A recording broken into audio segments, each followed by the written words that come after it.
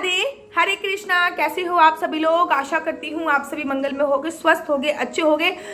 रात्रि का समय हो चुका है, अराउंड 9:30 बज चुके हैं। मैं विश्राम करने ही जा रही थी, तभी मैंने ये तिलक विलक सब कुछ हटा दिया था। तो अचानक से मुझे याद आया कि एक विषय जो बहुत ज़्यादा मेरे माइंड में रिमाइंड कर रहा था बार बार, तो उस पर आप लोगों के लिए वीडियो बनाना बहुत ज़्यादा आवश्यक था, क्योंकि आप में से बहुत सारे ऐसे भक्त हैं जो नित्य प्रतिदिन मंदिर जा रहे हैं इस समय पर। बहुत सारे भक्त हर महीने बांके बिहारी जी जाते हैं। श्रीधाम वृंदावन में हर महीने उनका नियम है कि वो जाएंगे, बांके बिहारी जी के दर्शन करेंगे, गोवर्धन की परिक्रमा करेंगे और भी 1-2 मंदिरों के दर्शन करेंगे, उसके बाद वापस आते हैं। मैं जब श्रीधाम वृंदावन में गई तो मैंने ये चीज़ें नोटिस करी। उसके बाद जब ये चीज़ें नोटिस करी तो मेरे को लगा कि जो गलती आप लोग करते हो उसके बारे में मैं आप लोगों को अवगत करा दूं, ताकि आपसे ये गलती ना हो। बात क्या होती है, लोग बांके बिहारी जी के मंदिर में जाते हैं या फिर राधा वल्लभ जाते हैं, राधा दामोदर जाते हैं। श्री कृष्ण जी के किसी भी मंदिर में अगर आप जा रहे हो तो किस भाव से जा रहे हो? सबसे पहले सोचने वाली बात है, आप जाते हो दर्शन करने के लिए। क्या कहते हो? हम बिहारी जी के दर्शन करने के लिए जा रहे हैं, हम राधा रमन के दर्शन करने के लिए जा रहे हैं, हम राधा वल्लभ के दर्शन करने के लिए जा रहे हैं, हम राधा दामोदर के दर्शन करने के लिए जा रहे हैं। ऐसे ही तो बोलते हो। लेकिन मैंने बहुत बार देखा है, मैं तो एक कोने में, भैया जब भी मैं दर्शन करने के लिए जाती हूँ मैं कोना पकड़ लेती हूँ। कोना दर्शन करने के लिए आई हूँ तो सबसे पहले दर्शन करूँ ना। लोग क्या करते हैं, सबसे पहले मंदिर में घुसे तो उनको सबसे पहले लगे कि भाई प्रसाद चढ़ाऊं मैं। सबसे पहले उनका मन होता है कि मैं जाकर प्रसाद चढ़ाऊं। ऐसा नहीं करना। मंदिर की चौखट पे जैसे ही आप अंदर एंट्री कर रहे हो, सबसे पहले मंदिर की चौखट पे दोनों हाथ रखकर अपने मस्तक पर लगाना है। इस बात का आपको ध्यान रखना है। अच्छा, मैंने बड़ी सारी महिलाओं को भी देखा है, पुरुष को भी देखा है, मंदिर की चौखट पे ऐसे दर्शन करते। ये क्रिश्चियन हो आप लोग? मतलब ये क्या है? ये शास्त्र कहते हैं अगर आप मंदिर में एक हाथ से प्रणाम कर रहे हो महाराज, तो आप अपना सारा पुण्य वहीं पे समाप्त करके आ रहे हो। आप अपना सारा पुण्य वहीं पर समाप्त करके आ रहे हो, क्योंकि हमेशा आशीर्वाद दोनों पैरों से लिया जाता है। कभी भी एक पैर से आशीर्वाद, एक हाथ जोड़कर आशीर्वाद नहीं लेना चाहिए।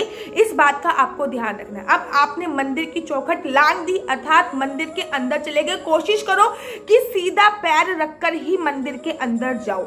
हमेशा कोशिश करो कि सीधा पैर रखकर ही मंदिर के अंदर जाओ। ये कुछ बातें हैं जो शायद आप सब लोगों को पता भी होंगी, लेकिन कुछ लोग ऐसे होते हैं जिनको ये बातें नहीं पता होती, तो मैं उन लोगों के लिए बता रही हूँ। तो सीधा कोशिश कीजिए कि सीधा पैर रखकर ही मंदिर के अंदर जाइए। अब आप किस भाव से आए हो?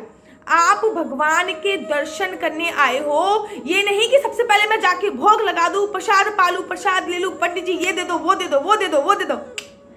सबसे पहले खड़े होकर दर्शन करो महाराज।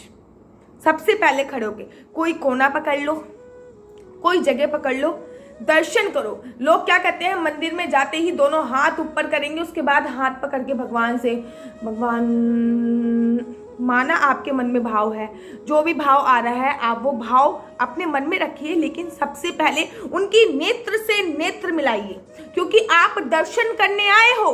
नेत्र से नेत्र मिलाइए सबसे पहले। मैं हमेशा कहती हूँ कि राधा वल्लभ चले जाइए, राधा दामोदर चले जाइए, बांके बिहारी चले जाइए, राधा माधव चले जाइए। भगवान तो खड़े हुए हैं। भगवान तो हमेशा कहते हैं, अरे भक्त कभी मिलने भी आया करो, हमेशा मांगने आते हो।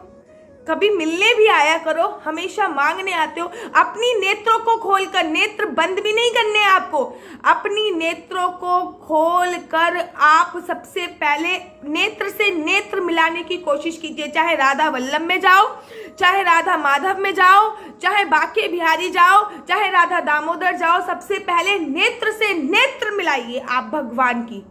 ये मैंने किसी संत के मुख से सुना था कि भगवान की आंखों से आंखें वो लोग नहीं मिला पाते जिनका दिल साफ नहीं होता है।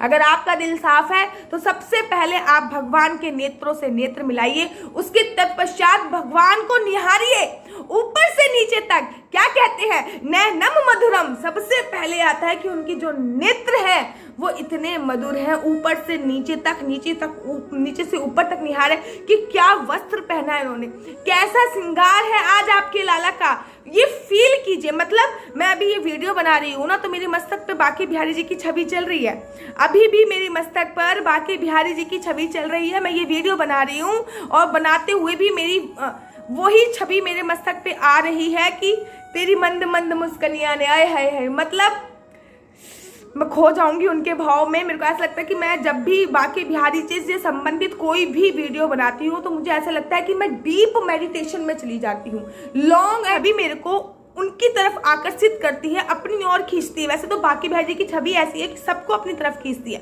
लेकिन आप सबसे पहले जाओ उनके नेत्रों से नेत्र मिलाओ, फिर उनको ऊपर से लेकर नीचे तक निहारो कि उन्होंने क्या पहना है, कैसा श्रृंगार किया है, आज उन्होंने क्या वस्त्र पाए हुए हैं, मुकुट लगाया है या नहीं लगाया। इतना करने के तत्पश्चात फिर आप पंडित जी के पास जाइए और बोलिए कि हमारी प्रसादी चढ़ा दीजिए। प्रसादी को चढ़वा लीजिए।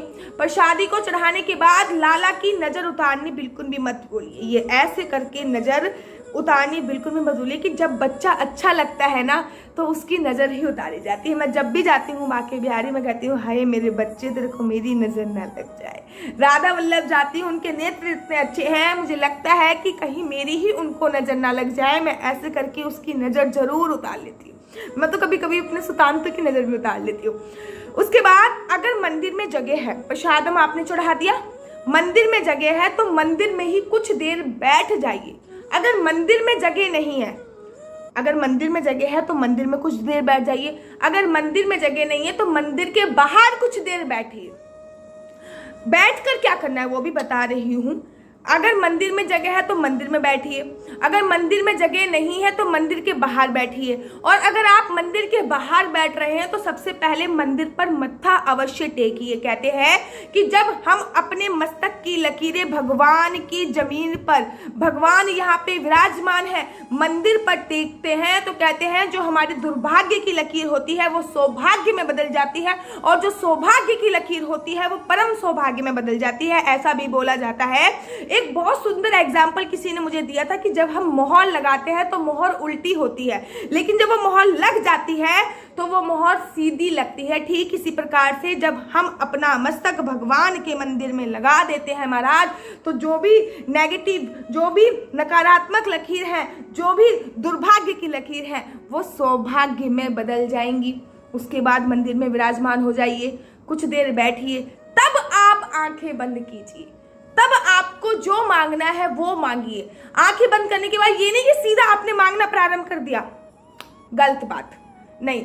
आंखें बंद करके जो छवि आपने आंखें खोल कर देखी है महाराज, अगर वो छवि आपकी आंखें बंद करते हुए ना आई तो समझ लीजिए आपके दर्शन आधे अधूरे हैं। जब आप मंदिर में बैठ गए हैं या फिर मंदिर के बाहर बैठ गए, जो छवि आपने आंखें खोल कर देखी है बिहारी जी की, आंखें बंद करने के बाद अगर आपकी आंखों में वो छवि नहीं आई है तो दर्शन आधे अधूरे माने जाएंगे। दर्शन का संपूर्ण फल आपको नहीं मिलेगा। आपने मन से दर्शन नहीं करे, केवल आपका तन दर्शन करके चला गया। दर्शन तो तब होंगे जब आपने जो छवि ठाकुर जी की देखी है, आप बैठे हो और आपके फेस पर, चेहरे पर आंखें बंद करते ही वो छवि दोबारा से आ गई है। संपूर्ण दर्शन तब माने जाएंगे। और छवि को देखते देखते ही बिहारी जी से बोलिए, बिहारी जी में खो जाइए, तब कीजिए बातें, अपने परिवार की बातें। लोग कहते हैं दीदी भगवान से मांगना चाहिए कि नहीं मांगना चाहिए। भाई हमारे माता पिता हैं, वो हमारे माता पिता के भी माता पिता हैं, उनसे नहीं मांगेंगे तो किन से मांगेंगे? पड़ोसियों से मांगने थोड़ी जाएंगे, उनसे बिल्कुल मांगे, लेकिन पर्टिकुलर एक मांगने का समय होता है। सबसे पहले मिलिए। किसी रिश्तेदारों को फोन करते हैं या फिर किसी रिश्तेदार के घर पे जाते हैं, सीधा तो नहीं बोलते कि हेलो मुझे 5 लाख रुपए की जरूरत है दे दो, ऐसा तो नहीं बोलते ना। फोन करके यही तो बोलते कैसे हो, ठीक हो, घर पे सब ठीक चल रहा है, परिवार में सब ठीक है, अरे मेरे को एक छोटा सा काम था आपसे, क्या मुझे 5 लाख रुपए दे दोगे, ऐसा ही तो बोलते हो। फिर उसके बाद दर्शन करने के बाद बिहारी जी से बातें करने के बाद कि आप कैसे हो, ठीक हो, अच्छे हो, उसके बाद आपकी जो भी कामना है वो कामना आप मांग सकते हो मंदिर के बाहर बैठ के, मंदिर के अंदर बैठ के। उसके बाद क्या करना है, वीडियो बहुत ज़्यादा लंबी हो जाएगी। अगर आप जानना चाहते हो कि उसके बाद क्या करना है तो मुझे कमेंट कीजिए, मैं उस पर भी ज़्यादा जल्दी डिटेल में वीडियो बनाऊंगी। और कैसी लगती है आपको मेरी वीडियो, अगर आपको मेरी वीडियो अच्छी लगती है तो आप अपना यूट्यूब चैनल हरी बोल को लाइक, शेयर, सब्सक्राइब करना बिल्कुल भी मत भूलिए। तब तक के लिए मुझे दीजिए इजाजत। राधे राधे, हरे कृष्णा, हरि बोल।